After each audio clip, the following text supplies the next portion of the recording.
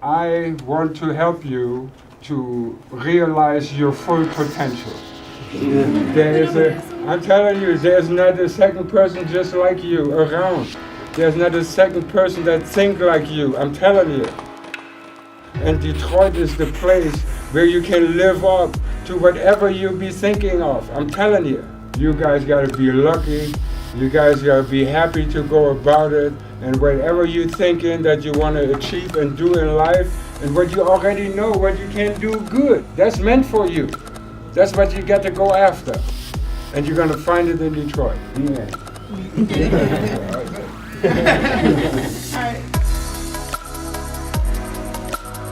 I'd say Detroit Design 2067 is a youth-driven immersion and leadership development program.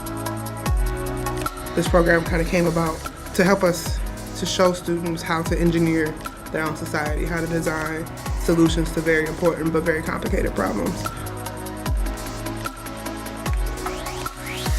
Very overwhelming at first. I tried to absorb all of it, but it was a lot of information. It'll help me to speak up more about Detroit, period. I actually want to stay here now and help the community, teach others about it. I feel like I've seen them have like every type of reaction. So when they came in, they were very like apprehensive and like, I don't know, I don't want to look at you barely laughing at my corny jokes, you know, which is fine. And as we've gotten through the program, they've become a lot more comfortable with just talking and saying ideas and not concerned with being wrong or right, but more concerned with like getting clarity on things and connecting their past experiences to now. So I think they reacted way better than I could have imagined because they've really kind of taken it and made it their own. They've been incredible. Like, they're my favorite part, easily. Well, the week was designed to be a little bit difficult for them.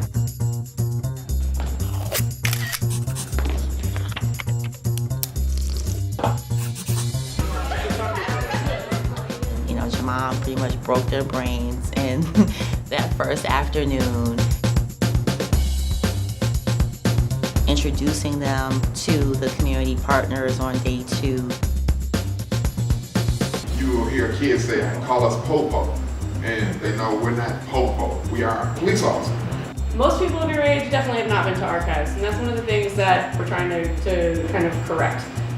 A lot of people felt like it's not safe to come on Belle Isle. I might get pulled over. My insurance isn't right, or I'm just black and I don't know.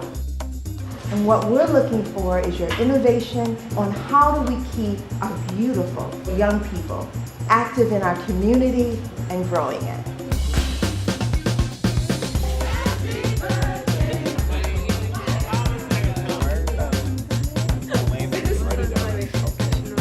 History, the practical application, research, it really was a sprint and designed to be that way because I wanted them to be able to walk away and say, if I can do that, I can do anything that I put my mind to.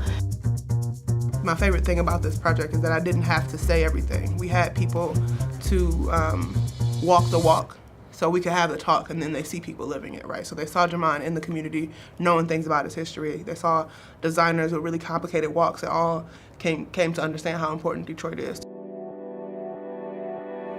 You gotta take this as serious as possible. You have the responsibility of building this new Detroit. So let us uplift our own voice using design. We're gonna design a tool that attracts people to the neighborhood. It's gonna be beautiful, and that beauty will bring people here on our terms. We need to hear from you guys. We need to not be up here talking at you. We need to be listening and engaging, and giving you the tools to use design thinking in your whole life. I didn't know Detroit was gonna be such a thing within this, like I knew it, it's Detroit Design 2067, but I didn't know how much I didn't know about Detroit. And I think the students were kind of forced to deal with the fact that because they were in this area, they had a responsibility to do really, really good things to keep up with kind of the legacy of the city.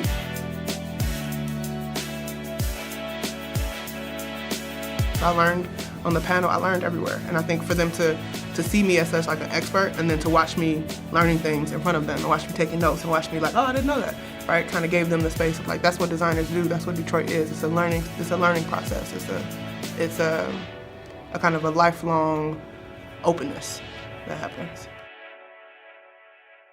It was beautiful to be able to see them showcase all of the information that they had gathered for themselves, how it resonated with them personally, and for people to see, like, what we had achieved was really important. I'm a junior in high school and I'm a Scorpio. I hope we're doing well, so that's what our goal. I'm a senior at Cass Tech.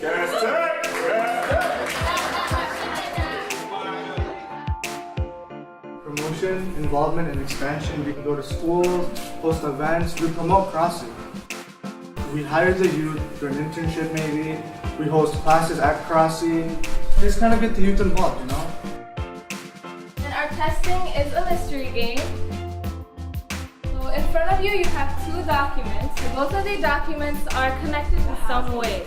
Yep, housing. So you would have to tell me at least a few similarities within 2 minutes.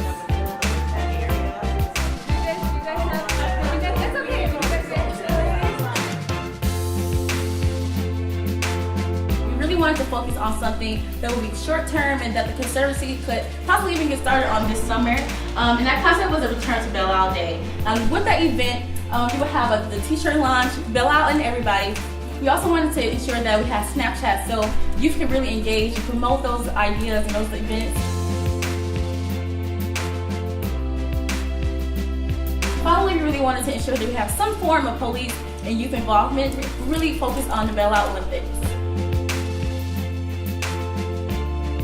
Our chosen concept was the Ice Cream Patrol, which is pretty much a unit going to give out ice cream to the community at a low cost of $1. So the perception is you can run up to an ice cream truck and nothing will happen to you. And we want that same kind of concept for the police. You can run up to a police car and Right. the perception. Right.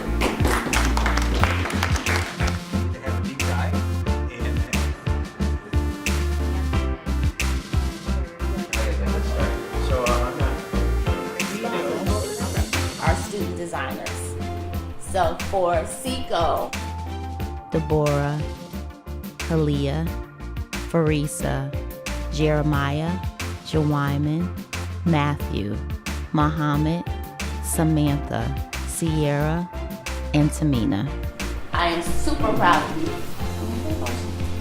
I'm super proud of you. Thank you for opening yourselves up to this opportunity, for being here every morning at 8:30 on your spring break. It means the world to me. Namaste.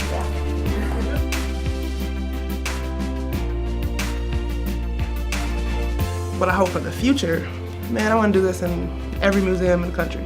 But really to see this kind of model of using museums as a hub, because I think museums hold a lot of the history and a lot of the power about how narratives go. So using museums as a tool to foster collaboration between students and communities.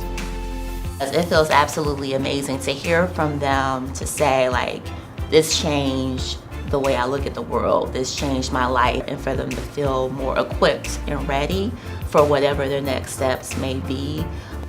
Like, that is the ultimate achievement for anyone in education, anyone in youth development. And so I'm super excited about all the possibilities for young people moving forward through this program and other programming that we develop.